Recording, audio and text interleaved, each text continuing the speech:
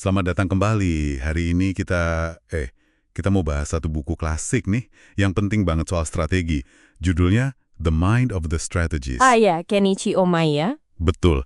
Nah, kalau Anda mungkin mikirnya strategi itu soal data, angka, spreadsheet yang rumit gitu, Omai ini punya pandangan yang sedikit berbeda. Iya, benar sekali. Menurut Omai, strategi yang jitu itu seringkali lahirnya bukan melulu dari analisis data yang jelimet gitu ya. Tapi dari?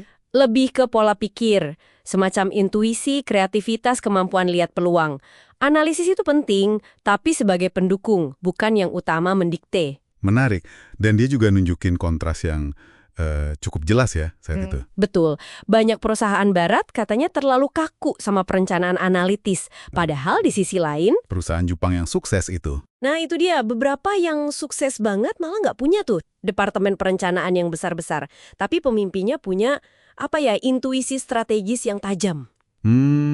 Jadi bukan soal struktur organisasinya ya? Bukan semata-mata itu. Tapi ini penting ya digarisbawahi. Bukan berarti kita harus niru gaya Jepang mentah-mentah. Bukan itu poinnya. Oke, jadi intinya apa dong? Intinya itu memahami esensi dari pemikiran strategis itu sendiri. Pola pikir itu yang jadi kekuatan utama mereka. Bikin mereka bisa lincah adaptasi dan inovasi. Tepat.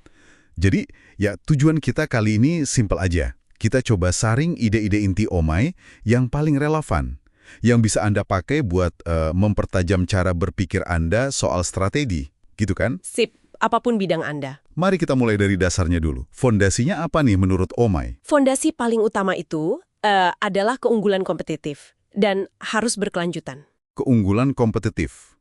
Maksudnya? Gini, Omai nekanin tujuan strategi itu bukan cuma jadi lebih baik, titik. Atau lebih efisien secara internal. Bukan itu. Tapi, Tujuannya itu jadi lebih baik dibandingkan pesaing. Itu kuncinya. Lebih baik dalam melayani pelanggan.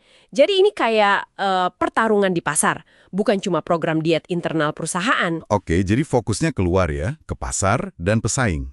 Nah, terus gimana cara mencapainya? Ini ada kerangka terkenalnya kan ya? Iya, yang segitiga strategis itu. Atau 3C. 3C apa aja tuh? Corporation, perusahaan Anda sendiri. Terus customer, pelanggan. Dan yang ketiga, kompetitor, pesaing.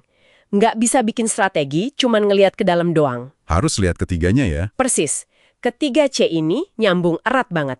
Strategi yang efektif itu harus bisa manfaatin kekuatan unik perusahaan Anda. Kekuatan internal kita. Iya, buat memenuhi kebutuhan pelanggan. Tapi dengan cara yang secara signifikan lebih baik atau beda dari pesaing. Jadi harus ada pembedanya ya. Harus. Dan ini dinamis loh. Misalnya keinginan pelanggan geser dikit aja, wah strategi kita harus ikut nyesuain. Lihat lagi kekuatan kita gimana, posisi pesaing gimana, nggak statis sama sekali. Paham. Oke, jadi kita udah punya petanya nih, lanskap 3C. Terus, gimana cara kita nyari celah buat menang, buat unggul? Omai kasih beberapa cara berpikir kunci kan? Iya, ada beberapa. Yang pertama dan mungkin paling dasar, fokus pada faktor kunci sukses, Key Success Factors atau KSF. KSF, maksudnya gimana tuh fokus ke KSF? Ini soal kita harus bisa identifikasi dengan tajam. Apa sih yang benar-benar nentuin kemenangan di industri kita? Bukan cuma sekedar penting ya, tapi yang paling krusial. Yang paling nentuin gitu ya? Betul. Terus, kalau udah ketemu, kerahkan sumber daya ke sana. Jangan nyebar tipis-tipis ke banyak hal. Fokus. Wah, ini perlu keberanian ya berarti? Banget. Butuh keberanian strategis. Berani bilang tidak ke hal-hal lain yang mungkin bagus juga, tapi nggak sepenting KSF ini.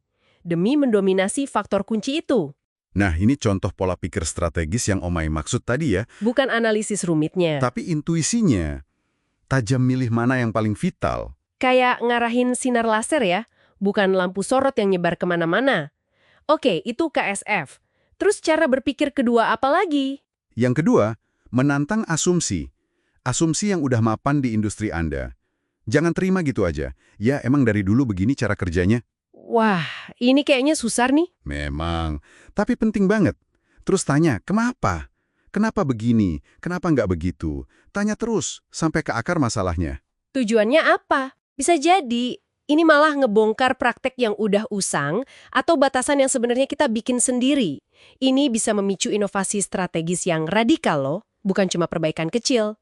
Ada contohnya nggak? Contoh klasiknya, ya sistem Kanban Toyota itu kan menantang asumsi besar di industri otomotif waktu itu. Asumsi kalau stok komponen dalam jumlah besar itu wajib. Padahal Toyota malah meminimalkannya ya. Persis, dan itu mengubah landscape manufaktur global. Jadi bertanya mengapa terus-menerus itu bisa ngebuka peluang yang mungkin selama ini ada di depan mata, tapi nggak kelihatan. Menarik banget.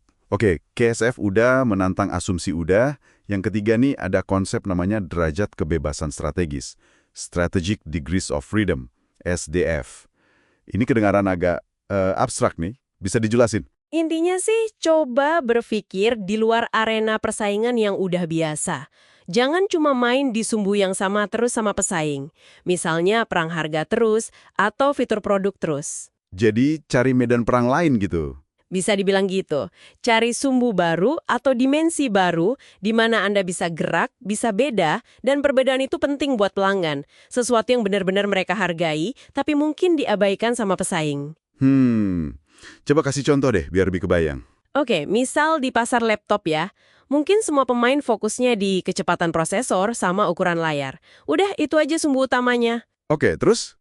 Nah, Anda bisa cari derajat kebebasan lain. Misalnya bikin laptop yang super gampang dipakai buat pemula teknologi. Atau yang desainnya paling ramah lingkungan. Itu kan sumbu diferensiasi baru. Ah, iya. Pesaing nggak fokus ke sana ya? Mungkin nggak. Jadi Anda bisa punya keunggulan unik di situ. Intinya, melihat peluang di luar medan pertempuran yang udah umum. Paham sekarang. Konsep-konsep ini keren banget sih.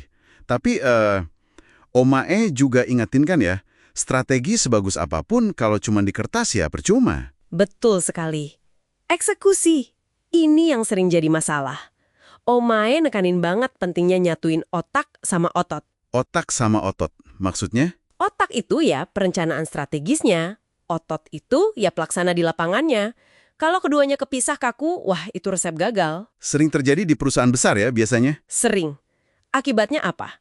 Strategi bagus cuma jadi dokumen, organisasi jadi nggak lincah, susah adaptasi sama perubahan pasar yang cepat banget sekarang ini. Jadi eksekusi itu butuh? Butuh pemahaman bersama, komitmen semua lini, dan yang penting juga, fleksibilitas. Harus mau nyesuaiin rencana kalau kondisi di lapangan berubah. Strategi itu bukan dokumen mati, tapi kayak organisme hidup. Perlu dirawat, disesuaikan terus. Oke. Jadi, kalau kita tarik benang merahnya nih ya, pemikiran strategis ala Omae ini sebenarnya lebih kayak seni dan pola pikir gitu ya. Bukan ilmu pasti. Bisa dibilang gitu. Ini soal kreativitas, fokus banget ke pelanggan, dan gimana caranya lebih unggul dari pesaing. Terus berani nantang status quo, lincah, dan bisa eksekusi dengan baik. Jauh dari sekedar mainan angka dan analisis data ya. Jauh. Dan yang menarik, buku ini kan ditulis sudah lama ya, puluhan tahun lalu. Tapi prinsip-prinsip dasarnya ini kok rasanya relevan banget ya sama kondisi bisnis sekarang yang penuh gejolak ini? Justru malah makin relevan mungkin ya, di era perubahan cepat gini. Bisa jadi. Justru pola pikir strategis yang fleksibel, fokus ke KSF itu jadi makin krusial.